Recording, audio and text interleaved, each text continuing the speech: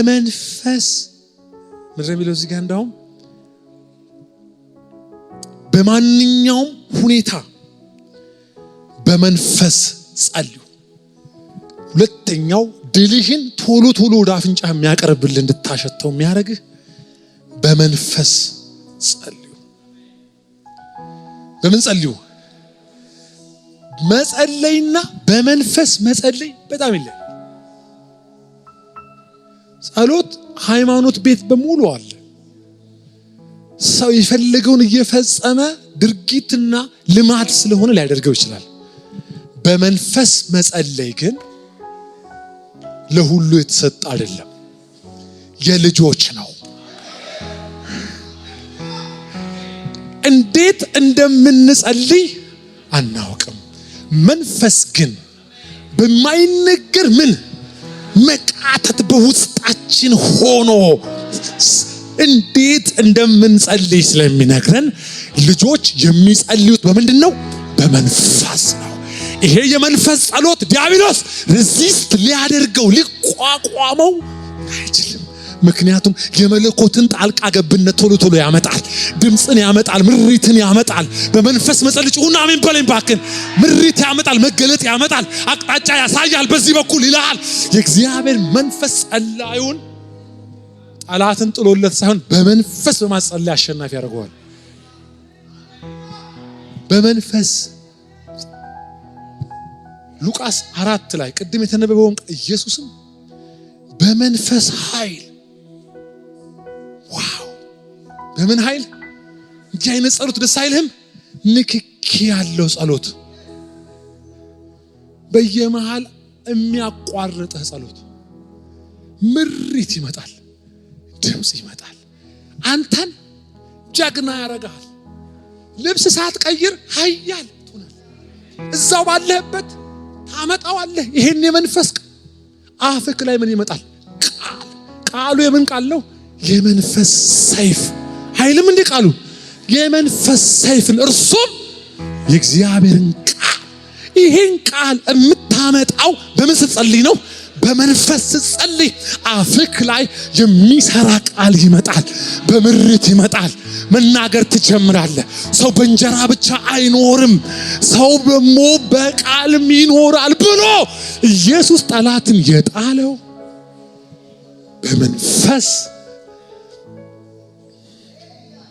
ለዚህ ነው ሰው ሲጸልይ መጽሐፍ ቅዱስ አጠገቡ ከሌለ ችግር አለ። በጣም አንዳንዶች ስትጸልዩ ግራ ትገቡኛላችሁ። ስልክህን መጽሐፍ ሳትከፍተው ወይ ይሄንን ጽሑፍ ሳትከፍተው ምንም ብለ ስትጨርስ ከባድ ነው። በየጸሎት መሃል ቀና ብለ የሆነ ቃል ራራራራራ ያረጋል። የሆነ ለምን መሰለህ? ይሄ ቃል እንደ ፈርስት ወርዷርና እንደ ሰከንድ ወርዷር የታሪክ መጽሐፍ አይደለም። የሚሰራ ነው፣ የሚቆርጥ ነው። ዲያብሎስን ሰድባ ዞር አታረገውም። የእግዚአብሔርን ቃል ጠቅሰ ግን ልታሸንፈው ኢየሱስ ጀምሮልሃል። ዛሬም በእኛ ህይወት ላይ ይህ ቃል የምን ሰይፍ? የመንፈስ ሰይፍ። ወዳጆች ሆይ ጸሎቶቻችሁን ፈትሿቸው እስቲ። ተጠቅታችኋል ብለህ ብቻ ነው የምትነሳው? የሚመጣብህ ነገር አለ ወይ? የሆነ የሚያቁነጠንጥህ የሆነ በለው የሚልህ የት ነው ያለው የሚያስብል እንደሆነ ነገር የሚያደርግ ተነስተህ የሚያንጎራድድህ በተንበረከክበት ሻካ የሚያደርግ የምትንተከተክበት የሆነ ንክኪ ያለው ጸሎት፣ የአብን ድምጽ በየመሃል እየመጣ እየሰማ እሺ አባ እሺ መንፈስ ቅዱስ እያልክ ስትጸልይ አቤት የጸሎቱ ውበት፣ አቤት የጸሎቱ ኃይል። ያን ሰዓት ላይ መንፈስ ቅዱስ ምን ያቀብልሃል? ምን ላይ? እጅ ላይ ምን የምታረግበት? የምትቆርጥበት። ይሄ እግዚአብሔር ቃል ምን ያደርጋል? ይቆርጣል። የሚንበለበለውን እሳት ያጠፋል። ይሄ ቃል የሚመጣው ድልን ጸሎት ቤት ነው። ውጭ ወጥተህማ ትሸነፋለህ። እዛ ከጀመርከው ግን ይመጣብሃል። የትም ግባ ቃል አለ። ትቆርጥበታለህ፣ ትነቅልበታለህ። የኤርሚያስ ቃል አይደለም። አንዳንድ ሰባኪያን ይሄ ቃል ሚስ ኢንተርፕሬት ተደርጓል። ቃልህን የሚቆርጥ የሚነቅል የሚያፈርስ አላለውም። ምዕራፍ 1 ላይ ቃሌን በምን አኖራለሁ አለው። የሚነቅለው ምኑ ነው? የኤርሚያስ ቃል ነው ወይስ የማን ቃል ነው? ኧረ ተው ተስተካከሉና አወቁት። ይሄ ቃል በአፍ የኖረ ቃል በጌታ በኢየሱስ ስም ይሄ ቃል ይግባባችሁ። ስትጠቃ ከአፍ ቃል ነው የሚጠፋው። ወዮ እየጠዘጠዘ ትቀጥላለህ። እንደ ሌላ የሚያደርግ ግን አፍክ ላይ ቃል ይመጣል። ይነቀል ስትል ምን ይሆናል? ይነቀል። ቃሉ ያንተ አይደለም። የማቃል አፉ ግን የማን ነው? በአንተ አፍ የማቃል እንደዚህ ያለው አራታ ለጌታ ለአምላክ ብቻ ስገድ ተብሎ ልመና አልገባም። ይሄ ቃል በራሱ 4 ነጥብ ነው። አይቀጥልም። እስቲ አይቀጥልም በሉ እስቲ። ፈተናው እንዳይቀጥል ያደረገው ከኢየሱስ አፍ የወጡ እነዚህ 3 ቃሎች ከየት አመጣቸው አይባልም። በመንፈስ ምን እያለ ነበር? በመንፈስ እየጸለየ ነበር። ወዳጆች ሆይ ጠላቶችሽን ተቀምጠ ካፌ ለካፌ ዞረ አታሸንፍም። የእግዚአብሔር ሰዎች መለያቸው ይሄ ነው። በማንኛውም ሰዓት ላይ የሚቆርጥ ቃል ካፋቸው አይጠፋም። አንድ ቃል መጣብኝ ካሉ አለቀ። አንድ ቃል መጣብኝ። ትላንትና ማታ እኛ ቤት የሆነች ፕሮግራም አደረግንና ኮዳጅ አንድ ሰው የሆነ ቃል እንዲህ ቃሉ ረበሸን። የእግዚአብሔር ቃል ይበረብራል። የእግዚአብሔር ቃል ኢነርጂ ነው። የእግዚአብሔር ቃል ቀና ያረጋል። በጌታ በኢየሱስ ስም ይህ ቃል አሁንም በአፋችሁ ይግባ። ትነቅልና ታፈርስ ያለው ወደሚቀጥለው ምዕራፍ ገብቶ በመጀመሪያው ምዕራፍ ላይ ከቶበት ነው። ይሄ ቃል ባይዘዌ በነፍሱ ውስጥ በሌለ ቃል መንፈስ ቅዱስ ተናግሮ ወደሆነ ነገር አያመጣም። የሌለብህን ቃል ጌታ ምትሃት አይደለም። መንፈስ ቅዱስ ሕያው አምላክ ነው። ውስጥህ ካለ ያንን ቃል ነው የሚጠቅስልህ። ይሰማል ወይ? ምንም ከሌለብህስ የሚጠቅስልህ የለም። ቃል በውስጣችሁ ያልተተከለ ሰዎች በገዛ ፈቃዳችሁ ለመሸነፍ ፈቃደኛ እንደሆናችሁ ቁጠሩ። ስለዚህ የእግዚአብሔር ቃል በማንኛውም ሰዓት የጸለይክ እያለ እድል መስጠት፣ ቀና ብሎ መጽሐፉን መክፈት። መንፈስ የሆነ ምሪት ያመጣል። አረደም ሕዝቅኤል 6 ይለኛል። ሕዝቅኤል 6 ገብተህ መንፈስም ገባብኝ አቆመኝ ሲል ዋው በቃ ተዘጋዋለህ። መንፈስ ገባብኝ አቆመኝ። ለመቆም ምንም ያስፈልግ መንፈስ ቆመሃል። ኦሬዲ ድልህ የሚጀምረው ጠላት ሲወድቅ ሳይሆን በመንፈስ ስትጸልይ ነው። እየገባችሁ ነው ወይ? እናንተ ትፈልጋላችሁ ወዳጆቼ። ወጣ ገባ እያላችሁ ገበጣ አትጫወቱ። መንፈሳዊ ህይወት እንደዛ አይደለም። ደግመን እንድንኖር እድል የለንም። እንደዚህ በቃ እየሄደ ነው። እድሜ እያለፈ ነው። ጊዜ እያለፈ ነው። ቀኖችህን አስወርሰህ አትኑር። የሚቀጥለው ዓለምህን አስይዘህ አትዘግይ። ሌላ ምዕራፍ ከፊት ተቀምጦ በመዋጋት እጥረት ምክንያት፣ ባለመንቃት ምክንያት፣ በመንፈስ ባለመጸለይ ምክንያት እንዳትቸገር። ለምን መሰለ? እግዚአብሔር ራሱ በር ቢከፍትልህ እንደሚገባ ወጥተህ እንድትገባ ያንን ቃል እንደሚገባ የእግዚአብሔርን ቃል በአፍ እንድትናገር ጸልዩልኝ አለ።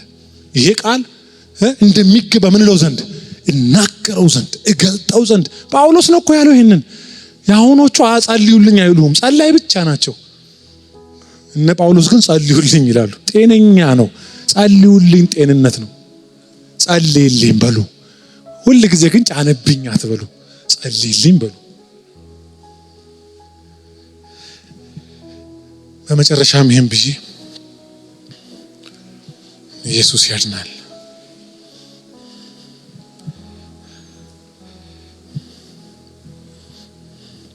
በሁሉ አይነት ጸሎትና ልመና በማንኛውም ሁኔታ በመንፈስ ጸልዩ።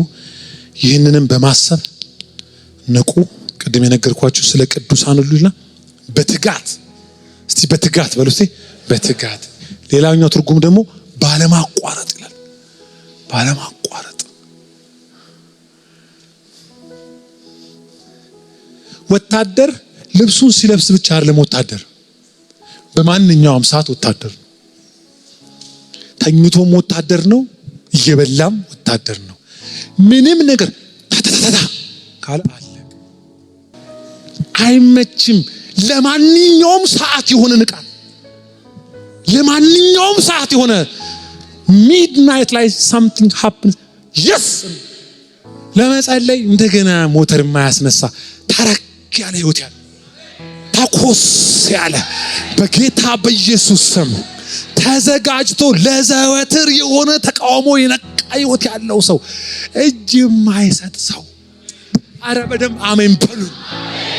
እየሄዱ እያለ ወክ እያደረጉ ቤተክርስቲያንን እንግዲህ በዚህ ስም በዚህ አለት ላይ መሰረታለሁ እንደዚህ ይሆናል የሰው ልጅ ይሰቀላል እየሄዱ ነው።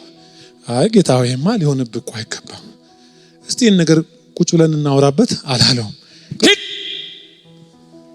አንተ ሰይጣን የሰውን እንጂ እግዚአብሔርን ይሄንን እኮ ያለው ምን ያረው ስትሄድ ይመጣብሃል ወይ ነው።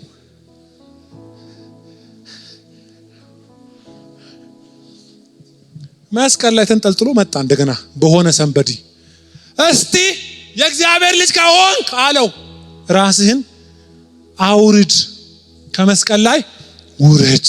ማን ከሆንክ እሱ የማን እንደሆነ አውቆታል እንዴ እኔ ብሎ ንቅል ቢያደርግ አድቬንቸር ለሚወድ ሰው እሱ ደስ ይለው ነበር። በስነ ስርዓት ሞተ ኢየሱስ። አያውርዷችሁ ወይኔ ጌታ ሆይ ለማንኛውም ሰዓት የሆነ ንቃት በማንኛውም ሰዓት ላይ የሆነ ነገር የሚመጣበት ሰው ወዳጆቼ ሆይ ይሄ ለልጆች የተሰጠ ዓለም ነው። በጌታ በኢየሱስ ስም ቀናችሁም ሌሊታችሁም በዚህ የተያዘ ይሁን። ማይረፍቅ ንቅት ብሎ ለዘወትር የሆነ ህይወት ኢየሱስ ያድናል።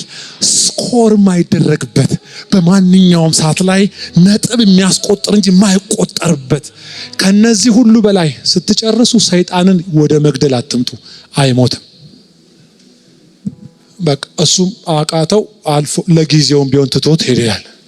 ያ ቀን እንደዚህ ተፈትኖት ሲያልፍ እግዚአብሔርም ከላይ ነበር መልአክ ላከለት ይላል ማርቆስ 1 እንዳውም ሲነግረው አገለገሉት መተው ምን እንዳረጉት እንግዲህ አበሉት 40 ቀን ጾሞ ነበርና አገለገሉት። ለካ ሰማይ ያይ ነበር። ያለ እግዚአብሔር አይን ውስጥ አይደላችሁ። የትኛውም የህይወቶቻችሁ ምዕራፍ ከእግዚአብሔር አይን ውጪ አይደለም፣ በእግዚአብሔር አይን ውስጥ ናችሁ። መንፈሳዊ ዓለማችሁን በዚህ አስጠብቁ፣ ግለታችሁን ጠብቁ። የ24 ሰዓት ወታደር ሁኑ። እየሰማችሁ ነው። እንዳውም በመንግስት እንኳን ወታደር እስረኛ በማንኛውም ሰዓት ምን እንደሆነ ይመከራል። ባጭሩ ይሄን ልበላችሁ፣ ንቁ ሁኑ። መንፈሳዊ ህይወት ዝም ብለ መፍዘዝ አይደለም። ወዳጆቼ ሆይ ስትጨርሱ ድል አድርጋችኋል። ጠላቶቻችሁን ተቋቁማችኋል።